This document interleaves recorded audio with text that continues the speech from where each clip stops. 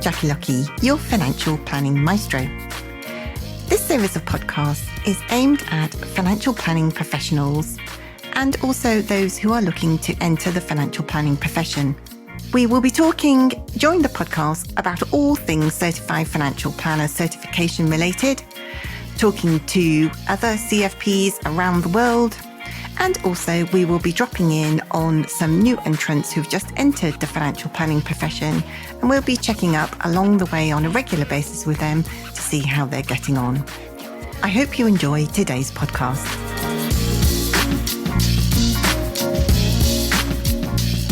Hello and welcome. I'm Jackie Lucky, your financial planning maestro. And in today's podcast, I'm joined by a very special guest and quite a unique person all round. And that is Susie Bewell from Raymond James Hitchin. Hello, Susie. Hi, Jackie. Good to see you. And you. And you are one of the very early adopters, a wealth manager, a discretionary manager who has recently gained your Certified Financial Planner certification, aren't you? That's right. Yes. So we are going to dive straight in with our interview and find out all about you, how you came across the CFP, what you thought of the CFP process and all of that for the benefit of all of our listeners who are either in the middle of the CFP process at the moment or maybe are thinking of tackling it in 2022.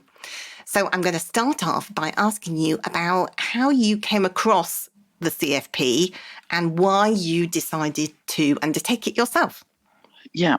Well, I think I'd always been aware of CFP as a designation. And yeah, as you say, our business originally was focused on investments and we are discretionary managers. So I'd gone down the CISI route with PICAM and so forth. So much more on the asset focused and investments and so on. But I think as the business progressed, it was clear, we were originally working alongside other financial advisors. And then after RDR happened, I think businesses sort of tended to try and do everything in-house. And it certainly made sense for us to develop our financial planning understanding a lot more. So I originally went along the CII route. So I did all of my ROs in order, of course. That seemed to make sense. Only did I get to 5 and then find out everyone did that first because it was easy. Oops. Who knew? But got through all of those in the first time of asking, and then did the advanced, and then the CISI obviously started to develop their financial planning side. So I did my advanced financial planning qualification with them. I think I only started looking at financial planning 5-6 years ago. So it's been a sort of fairly, swift move along, but it was something that, I think I was always aware of it. And then as I was looking more and more at the qualifications, it, seemed to be the sort of the top level to be aiming for. So that seemed to logically make sense to keep going. Yeah, it does, doesn't it? And how did you find the transition? Because obviously it's, knowing what you know about investments, being a discretionary manager before embarking on the CFP process, there must have been lots of extras that you needed to gain knowledge in. Were you aware of all of those extras and it was just a case of building a deeper level of knowledge, or were there completely new things that you needed to take on board, before embarking on the CFP process? Yeah, I think there was, certainly as I went through the RO process, I think initially and all of those qualifications to sort of level 4 financial planning, it was clear that a lot of what we did with clients, you can't just give investment advice on its own. You've got to understand the sort of broad circumstances around a client. So I think we were already doing quite a lot of that sort of generic planning area. And then, as I built up my understanding more, obviously we were able to develop the services that we were there.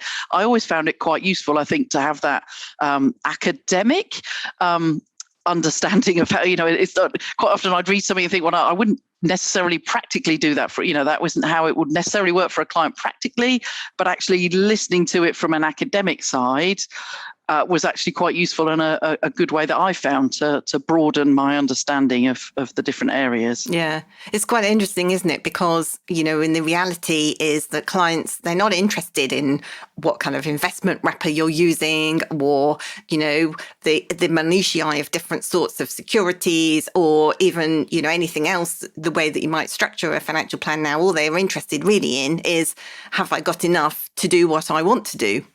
Yes, absolutely, and I think that's I would say as a business we're still I often joke with sort of life admin to get things done, to move things along, and clients come by saying, well, I've got a pension or an ISA, or what do I need to do with those?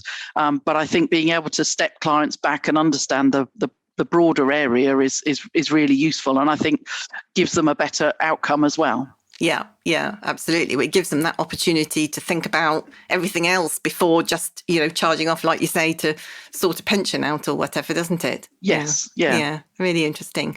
So tell us a bit about your journey to become a CFP. And obviously we came across each other. We've come across each other a few times over the years, haven't we? Yes, we have. So just give us a flavour of what the process was when you decided to embark and how you felt going through the process.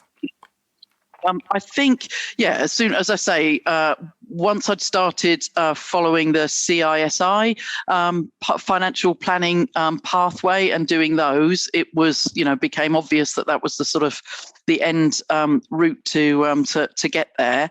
I think when I started the sort of first stage of the case study, I was perhaps slightly naive about the amount of work that it would need, and what I needed to how much I'd need to develop that, and I think to change some of my styles as well in terms of doing it. But that was sort of how it first came to it. And I think, once I'd done, obviously there's the exam stage first to go through. So I think once I felt like I sort of whipped through that one, and then dove headfirst into the case study, which of course took quite a long time.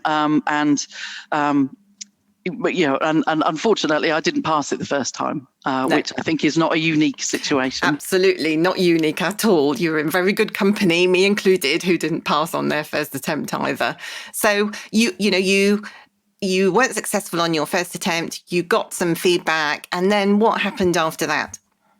Yeah, so I guess the to some extent, some of the feedback I think that I found on my first attempt, and I actually did it first in 2018, and just sort of dropped it. The feedback that I got from that initial one, I found it quite hard to interpret what I would do next. So in effect, I sort of just dropped that one, didn't redo it, and then came back again to it when the next one came around. And I think I perhaps was in a better place to start with that. Obviously. And I think I was better in terms of researching some of the top tips and finding a route to go down to do it. So I did get a little bit of a help. Unfortunately, couldn't do a course that I'd wanted to do because of everything that happened in the last couple of years. So I couldn't sort of jump on and do a course, but I think it certainly stood me in better stead as I started this sort of next round of doing it. And the first submission that went in was in August 2020, or my sort of first submission of this round that I finally passed. But the important bit is that you did pass, didn't you? I did. It did take me 3 goes. I think the second time I didn't necessarily, I added lots of words and pages to the plan, but I don't think I clearly didn't broaden it, because essentially they sent it back and said, you need to... what are you doing? Yes, think again. And that, of course, obviously, this is not here to necessarily only plug what you're doing, but obviously I then had the opportunity to work with you, and I think that really gave me the the chance to break it down more into chunks, to think of it in those different sections. And I had already, tried to look at the learning areas and have those as different sections within the plan so that I made sure that I covered it. But I don't think, I wasn't originally, really putting the breadth of information into each section to be able to pass, which clearly once I had then added that extra information, it was successful. You were successful. Well, congratulations. All your hard work and determination's paid off after all, 2 years, 3 years after initially starting it. Yes. And so how does it feel now to become a certified financial planner? Well, initially, much relief. I guess not just from me, but the rest of the team here in the office who obviously had to, cover time when I was off to do it. But I think you feel a little bit of sort of vindication. Yeah. At the work that you've put in and the time that you've spent doing it. And I guess to some extent, actually, I do, I do understand what I'm doing. And actually, I am able to break down, what I guess from quite that sort of academic side and getting all of the nuts and bolts and all of the nitty gritty into it, and to distill it as much as, I could, because I still tried to write a plan that I would feel comfortable giving to a client and that had some practical solutions in it without obviously having any product recommendations. But, had some, practical outcomes to it, which I think was important. Yeah, that's really interesting. So tell us a bit more about how going through that process has has it improved the way or changed the way that you approach giving advice to clients now? Yeah, I think it certainly has helped us in the sort of first, that first getting to know client's point of view. In a sense, I think it's changed some of the our initial processes before we talk to a client. Originally, the clients would always come to us with a sort of blank sheet of paper, as it were, and we'd go through our discovery meeting, finding out everything about them. In a way, the pandemic and having to do a lot of things remotely changed our processes to sending out fact finds and gathering some information before we had that initial meeting. But actually, by having that, and we've continued that even as we go back to face-to-face meetings, by having that, I think it enables us to start some of that, planning, thinking before we have that initial meeting. And it actually made me add, and one of the things that is featured in the plan is, what are your goals? What are your objectives? What do you want to achieve? And I think perhaps as investment, coming from an investment side, we maybe don't ask that. It's, how much do you want it to grow by? And it's going to, and we'll work hard at that. But actually, to make clients think of the benefits that they will get from their finances and what they will get, whether they're big or small. It's the outcomes really that's the important bit. And I think that's something that we've been able to add and develop. Yeah, and that's really interesting because I think, I've had discussions with other wealth managers and investment only advisors who say, well, I'm not really sure that I need to ask these extra questions. So what would you say to them about that?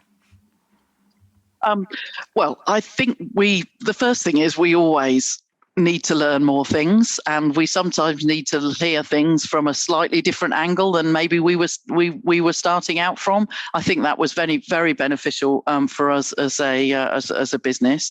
But I also think it has helped us as a business broaden the clients that we work with and deepen the relationships that we have with those clients by looking at more planning areas. Actually, you do bring in the sort of intergenerational wealth transfer side of that. You are starting to talk about their children and starting to talk about their retirement much sooner. Actually, I think because we have some clients, actually, I spoke to a client, she's been a client for more than 10 years, but way before we were dealing with pensions directly. So, when I'd first spoken to her, we're managing her ISA. We weren't looking at that side of it. And she actually said on the meeting, actually, I've never talked to you about my pension, should I? And obviously that was a huge sort of wake up moment. Obviously, all of the new clients that we know, they come to us talking about clients, but a lot of the clients just saw us as the investment managers, but actually being able to do a much broader service for them is much better. People don't want to be going in lots of different directions. To be able to have it all looked after by one person who they can trust is a much better service that we can provide. Yeah. And I think that must give your clients such an enhanced experience, because they can, know them already. Like you say, you've known some of them for, decades. 20-some years, yes. Yeah, absolutely. And, you can get to know them at a deeper level about what their desires are, because essentially the investment side of it is the driver, isn't it, that's going to get them where they want to go, to help them achieve their objectives. But it's really important to delve about in what those objectives are to, perhaps a different level. Yes, absolutely. And I think for them to see the possibility of what they can do, and we have had several clients who've been like, oh, so I could retire, or, oh, actually I could change and I could go and do this. And sometimes I think sort of almost giving clients the permission to say, actually, you could do whatever you want right now. You're on track to achieve what you want to.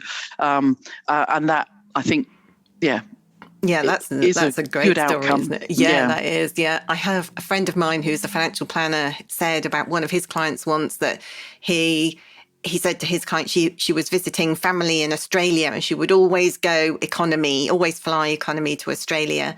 And he kept saying to her, the plan is sufficient that you can turn left instead of right when you get on the plane, and go business or go first class if you want to. And she was like, oh no, I can't do that, because she was worried about the money. And part of what he was saying to her on a regular basis was that, that coaching was just opening up her eyes to say, you're going to be okay, that you can fly business if you want to. And it's about the quality of life for your clients, isn't it? Yes, yeah. And I think, by the nature of the business that we are in, often we start working with a couple, and then sadly, and often the husband is no longer there, and the wife is then looking after something that, 15, 20 years ago, they wouldn't have been involved in, but now it's a much more sort of collaborative, shared plan.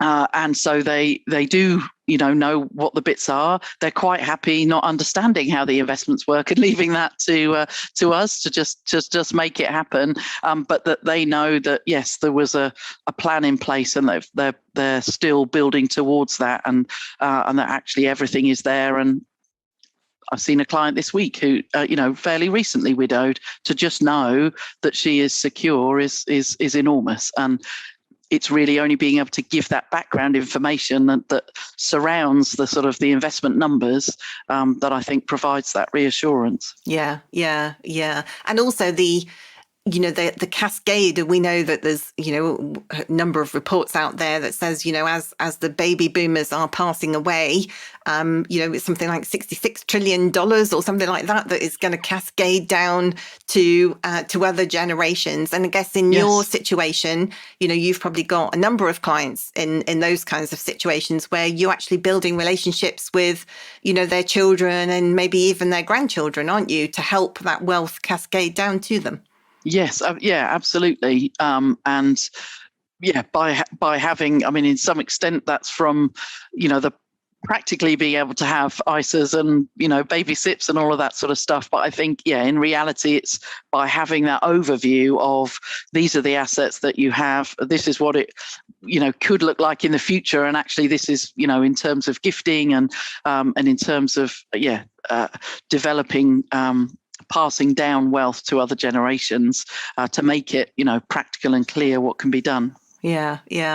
And let's talk a little bit more about your business. How do you see your business? Do you see it changing at all in the years to come now that you have gained your CFP, as your obviously your experience grows as a certified financial planner? Do you think that you will be attracting more clients who are looking for a broader financial planning offering? Yes, I think we certainly being able to step away from just, we can make your money grow, or, people could invest, online easily, that it's available everywhere. I think the level of service and support, the ongoing life journey that you go on, I think, with clients is really important. We talk about, a sort of a financial health check to see, where a client is when they first come and see us.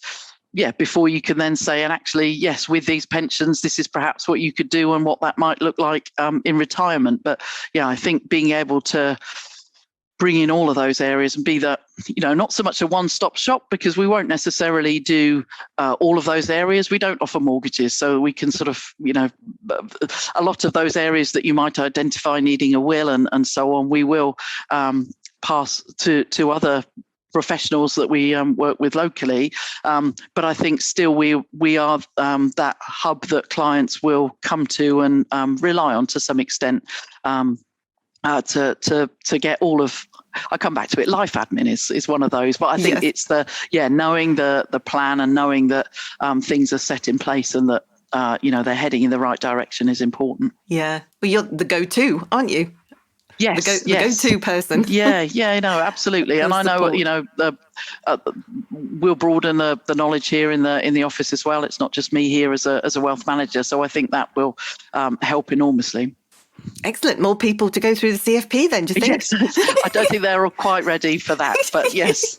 But no, so mainly from watching me do it, but yeah, soon their knowledge of my hours of toil will fade and then they'll come. So it will be on their case. Excellent.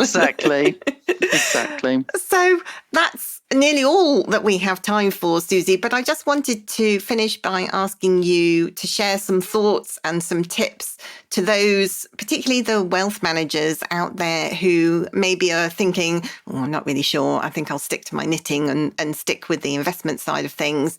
What would you say to them about maybe embarking on the CFP? Is it worth it? Should they do it? Do you have any tips for people sitting on the fence at the moment? Yeah, I think, my biggest tip for if someone has decided to go for it is to start early and give themselves time. I perhaps notoriously was, last minute homework girl at school and university and so on. And this is a lot of work, and actually it was much more enjoyable when I gave myself more time to be able to sort of start and come back to it and build it up gradually, rather than trying to sort of cram it in all in one go. I think for someone that's sort of from the, not deeply involved in financial planning, as we haven't been here, we ultimately don't know everything. And by being able to step back from what we do day to day, to look at, the whole financial picture, almost from the outside in, really does help broaden the information that you can give clients, and ultimately the level of service that you can provide. I think it is worth looking at that. I guess my last tip would be get help, and to find those resources that you can work with that will be able to sort of keep you on track and keep you motivated and inspired to get it done. Yes. Thank you. And it's worth it in the end, isn't it? As you are testament. Yes. Yeah, no, it definitely is. And it's, there's no question. It's a globally recognized qualification. we have Raymond James colleagues from the US who, I now see that, they all have that designation in their titles. So the fact that we have that too, really, I think raises our visibility, our credibility across the industry. And, that's, I think, important when you're building your business. Yes, absolutely. And Raymond James offers support for those looking to move into financial planning. You've got a financial planning group, haven't you? Yes, that's right. Yes. So there's a lot of support, I think, developing, and they're certainly keen to do more of that. Yeah. Excellent. Well, that's all we've got time for today. Susie, thank you for joining me. It's been an absolute pleasure to talk to you as one of the very earliest adopters, the wealth managers out there who have kind of incorporated financial planning into the investment side of the advice that they're given. So you're a trailblazer. I bet you didn't even know that, did you? But you are indeed, lady. Who knew? You are. But it's been an absolute pleasure to work with you over the last few months, and many congratulations on getting your CFP. Great. Thanks so much. Thanks for having me on, Jackie. I hope you enjoyed today's podcast. It's really interesting, isn't it, to listen to other people's points of view about different things, all relating to our wonderful financial planning profession. If you know anyone who might be interested in listening to any of these podcasts, please pass on our details to them. So that's it from me. Join me again next time when we'll be talking all things certified financial planner related, and also dropping in on our new entrants to the financial planning profession. Bye for now.